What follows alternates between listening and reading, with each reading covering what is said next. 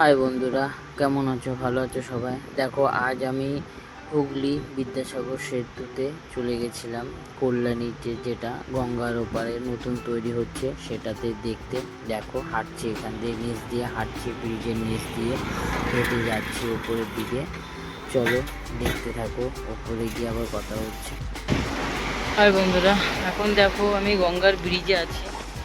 ব্রিজটা আমাদের নতুন ব্রিজ তৈরি হচ্ছে, আর কিছুদিনের মধ্যে হয়ে যাবে রেডি, জানি না। দেখো কি সুন্দর ওয়েদার, দেখো ওয়েদার এত ভালো লাগছে। কিছু জায়গায় রোদ পড়েছে, এই হাঁটছি আমি। সবাই